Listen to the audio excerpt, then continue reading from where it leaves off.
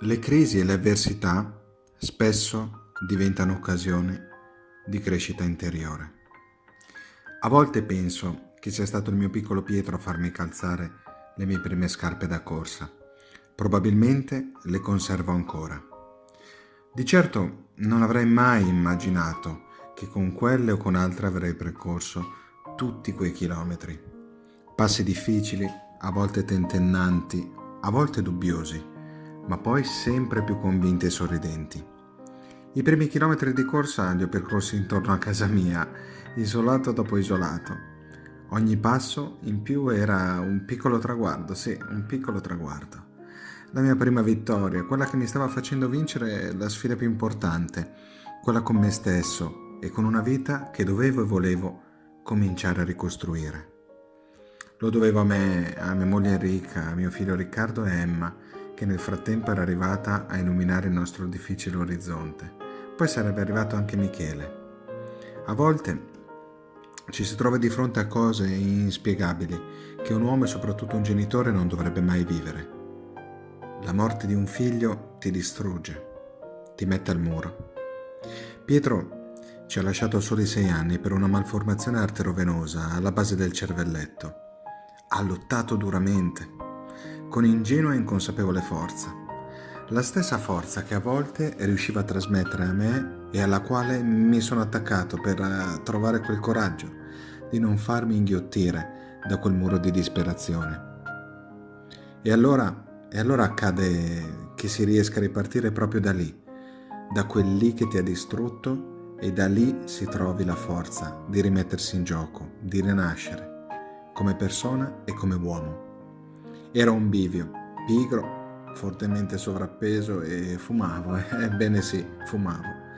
Ho cominciato a seguire un regime alimentare che ben presto mi ha fatto perdere i primi chili e ho cominciato ad alzarmi dal mio divano, piacevole compagno di pigrizia per molti, troppi anni.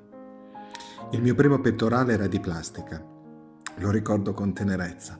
Era l'aprile del 2012 e anche se sapevo che non ero assolutamente pronto mi sono iscritto alla non competitiva di Milano, la Stramilano. I primi 10 chilometri, un sacco di gente, passeggini, palloncini colorati e anche io ero lì con il mio carico di orgoglio e di emozione. Mi sembrava di avere tutti gli occhi addosso. Naturalmente non era così. Forse, anzi sicuramente, di occhietti ne avevo solo 2 puntati su di me. Erano piccoli e vispi, ma li vedevo solo io. Pietro era lì, con il mio stesso pettorale di carta. E quando dopo quasi 1,5 chilometri non ce la facevo già più, mi ha preso per mano e spronato a continuare, a non mollare, perché insieme avremmo dovuto raggiungere il primo di altri obiettivi. E così è stato. Dopo chilometri che sembravano eterni sono arrivato all'Arena di Milano, dove mi aspettava la mia prima piccola ma grande medaglia. Subito dopo la mezza competitiva e l'anno dopo un'altra arena. Questa volta lo scenario era diverso, era quello di Verona e i chilometri erano 42 e 195, la mia prima maratona. Il pettorale non era più di plastica ed era appoggiato alla mia maglia verde.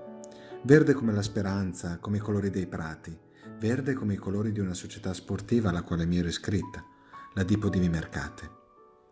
Avevo smesso di fumare, avevo perso più di 40 kg. Mi vedevo diverso, ho cambiato taglia, modo di vestire. È proprio vero, il sole risorge sulle nostre vite anche quando non riusciamo a vederlo. La corsa era diventata ormai parte della mia vita, il motore che riusciva ad accendermi. Dopo ogni allenamento, nonostante la fatica, mi sentivo carico e pieno di energia. Ognuno di noi può indossare un paio di scarpe e cominciare a correre.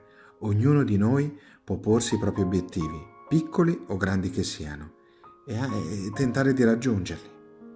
Io ci ho provato, è così che sono arrivato nel deserto.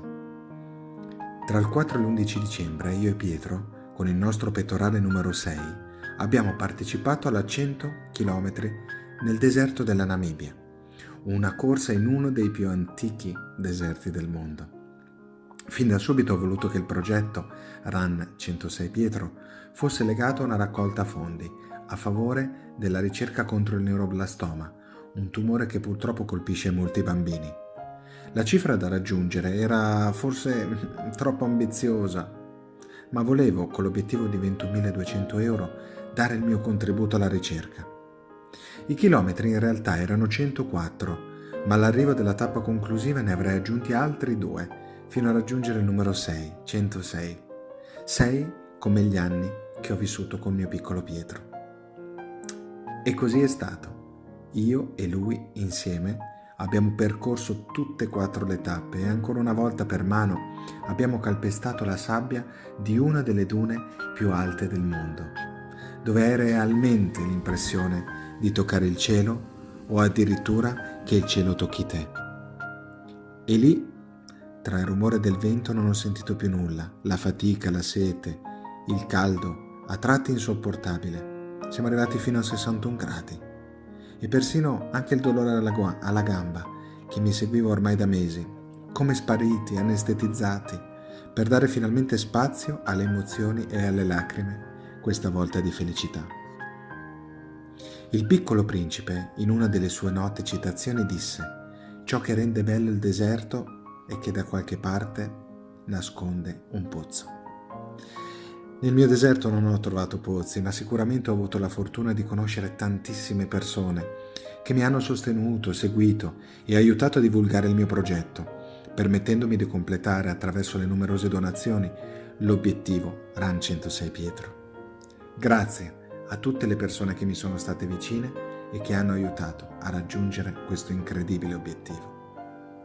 I miei pozzi d'acqua sono stati anche i fantastici compagni di avventura che hanno condiviso con me la 100 km della Namibia e che insieme a me, nonostante il caldo e la fatica, hanno voluto percorrere i 2 chilometri in più che mi ero prefissato, quelli che erano per me ormai il simbolo dei miei giorni di uomo di corsa nel deserto, quelli che mi avrebbero portato alla mia vittoria.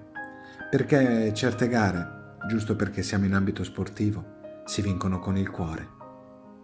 Ed è con il cuore e con un gesto che vale più di 1000 parole, ormai simbolo della mia Run 106 Pietro, che io e i miei compagni di avventura, mano nella mano, abbiamo tagliato il traguardo di un percorso duro, difficile, ma che mi ha veramente dato tanto.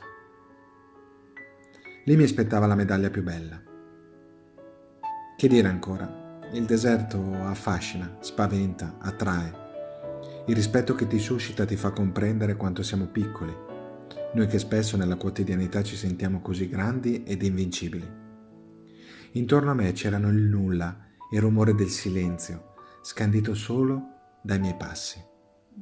Quel nulla in cui mi trovavo sembrava, se possibile, ancora più vuoto mentre lo percorrevo e pensavo alle nostre vite sempre troppo piene. Eppure credo che poche volte nella vita io mi sia sentito così vivo. Ancora una volta devo dire grazie alla passione per la corsa. Attraverso questa passione cerco ogni giorno di sedare un dolore con il quale, ahimè, ho dovuto imparare a convivere. Ognuno di noi ha dolori da sedare. Ognuno di noi deve trovare la forza di andare avanti. Non esistono ricette. A volte si può tentare di stare un po' meno male, indossando magari quel famoso paio di scarpe. Se tornerò nel deserto, ho già in mente qualcosa e, come amo ripetere spesso, avanti tutta.